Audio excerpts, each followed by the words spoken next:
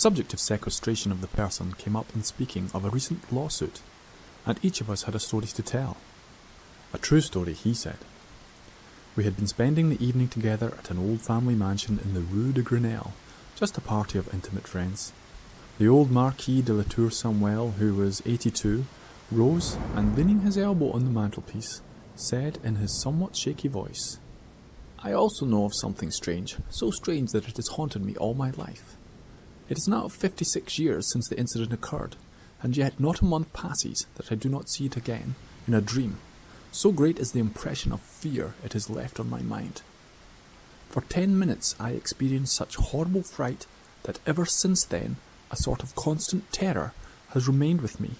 Sudden noises startle me violently, and objects imperfectly distinguished at night inspire me with a mad desire to flee from them. In short, I am afraid of the dark.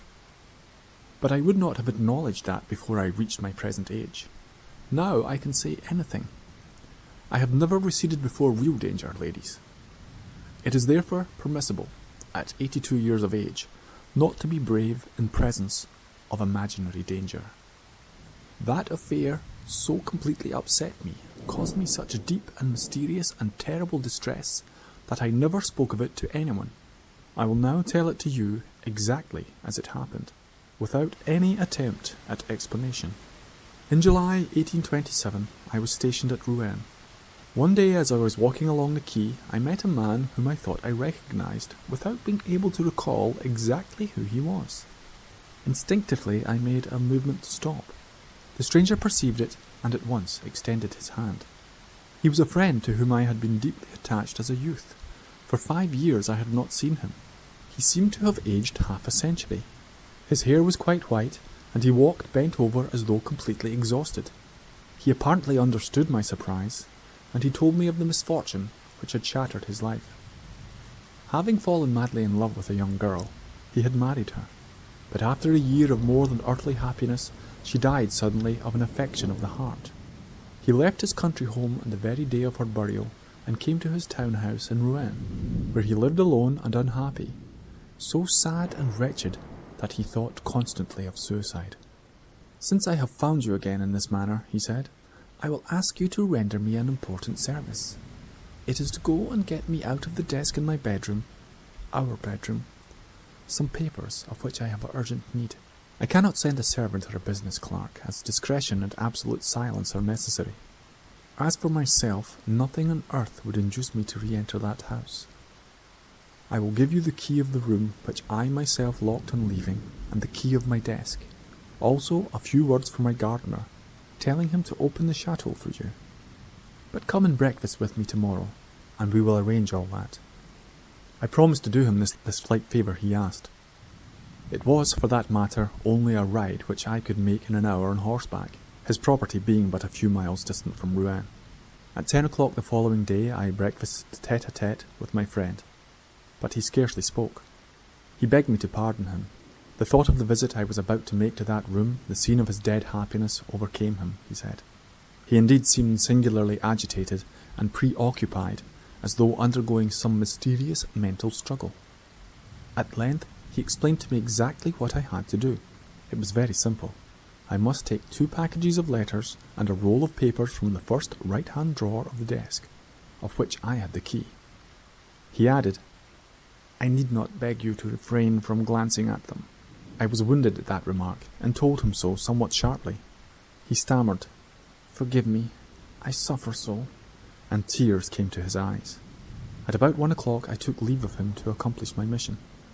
The weather was glorious, and I trotted across the fields, listening to the song of the larks and the rhythmical clang of my sword against my boot. Then I entered the forest and walked my horse. Branches of trees caressed my face as I passed, and now and then I caught a leaf with my teeth and chewed it from sheer gladness of heart at being alive and vigorous on such a radiant day. As I approached the chateau, I took from my pocket the letter I had for the gardener, and was astonished at finding it sealed.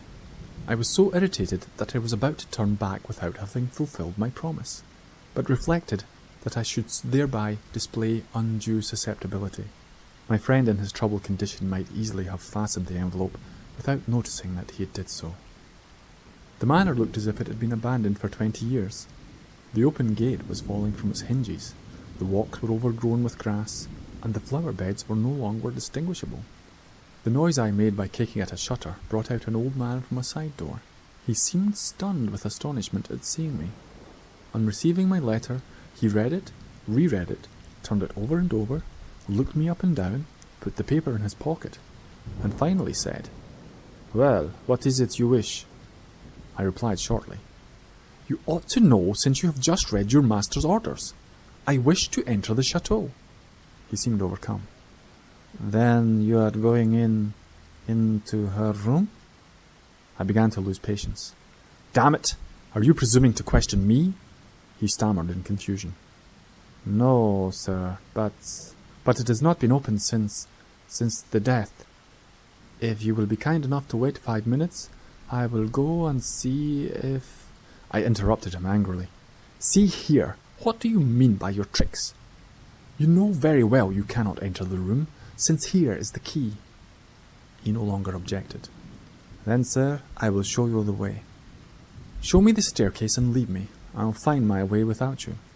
"But, sir—" Indeed, this time I lost patience and pushed him aside, went into the house. I first went through the kitchen, then 2 rooms occupied by this man and his wife. I then crossed a large hall, mounted a staircase, and recognized the door described by my friend. I easily opened it and entered the apartment. It was so dark that at first I could distinguish nothing. I stopped short, disagreeably affected by that disagreeable, musty odour of closed, unoccupied rooms.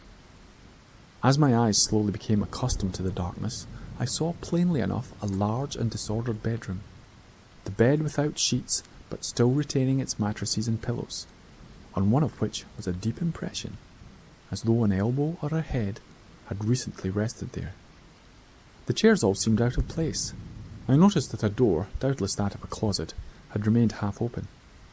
I first went to the window, which I opened to let in the light, but the fastenings of the shutter had grown so rusty that I could not move them.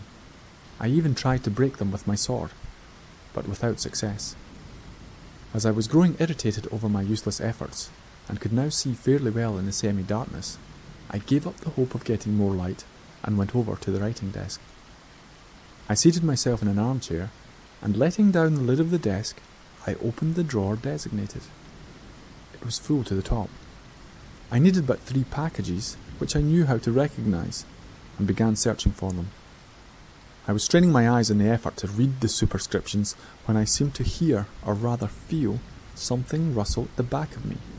I paid no attention, believing that a draught from the window was moving some drapery. But in a minute or so another movement, almost imperceptible, sent a strangely disagreeable little shiver over my skin. It was so stupid to be affected, even slightly, that self-respect prevented my turning around. I had just found the second package I needed, and was about to lay my hand in the third, when a long and painful sigh, uttered just at my shoulder, made me bound like a madman from my seat and land several feet off. As I jumped, I had turned round my hand on the hilt of my sword, and truly, if I had not felt it at my side, I should have taken to my heels like a coward. A tall woman dressed in white stood gazing at me from the back of the chair where I had been sitting an instant before. Such a shudder ran through all my limbs that I nearly fell backward.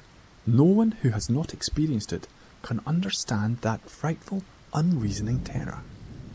The mind becomes vague, the heart ceases to beat, the entire body grows as limp as a sponge. I do not believe in ghosts. Nevertheless, I collapsed from a hideous dread of the dead, and I suffered. Oh, I suffered in a few moments more than in all the rest of my life from the irresistible terror of the supernatural. If she had not spoken, I should have died perhaps. But she spoke. She spoke in a sweet, sad voice that set my nerves vibrating. I dare not say that I became master of myself and recovered my reason. No, I was terrified and scarcely knew what I was doing. But a certain innate pride, a remnant of soldierly instinct, made me, almost in spite of myself, maintain a bold front. She said, "Oh, sir, You can render me a great service." I wanted to reply, but it was impossible for me to pronounce a word. Only a vague sound came from my throat. She continued, "Will you? You can save me, cure me. I suffer frightfully. I suffer. Oh, how I suffer." And she slowly seated herself in my armchair, still looking at me. "Will you?" she said. I nodded in assent, my voice still being paralyzed. Then she held out to me a tortoise-shell comb and murmured, "Comb my hair. Oh, comb my hair, that will cure me.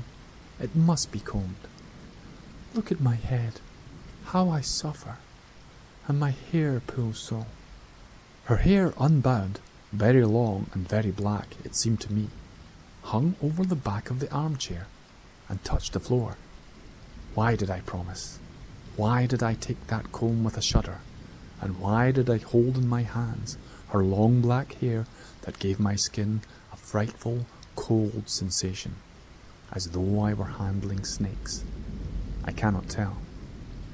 That sensation has remained in my fingers, and I still tremble in recalling it.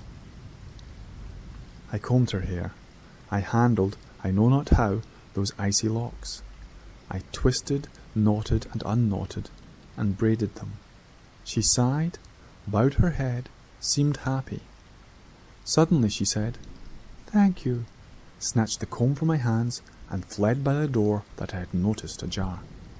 Left alone, I experienced for several seconds the horrible agitation of one who awakens from a nightmare. At length I regained my senses. I ran to the window, and with a mighty effort burst open the shutters, letting a flood of light into the room. Immediately I sprang to the door by which that being had departed. I found it closed and immovable. Then the mad desire to flee overcame me like a panic, the panic which soldiers know in battle. I seized the 3 packets of letters on the open desk, ran from the room, dashed down the stairs 4 steps at a time, found myself outside, I know not how, and, perceiving my horse a few steps off, leapt into the saddle and galloped away.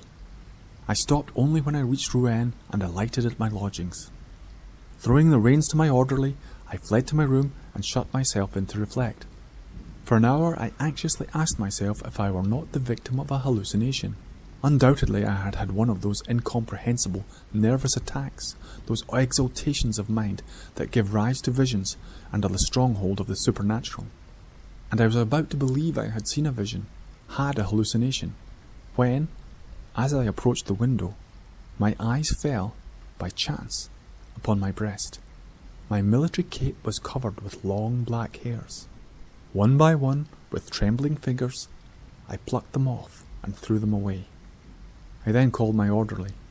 I was too disturbed, too upset to go and see my friend that day, and I also wished to reflect more fully upon what I ought to tell him. I sent him his letters, for which he gave the soldier a receipt.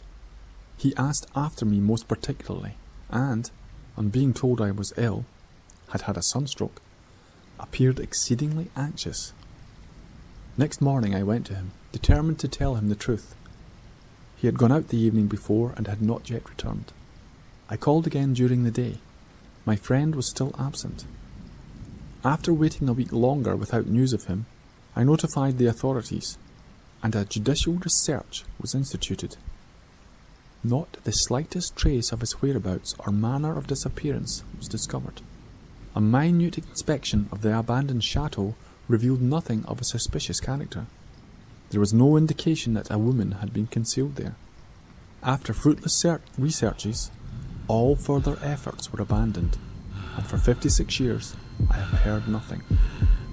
I know no more than before.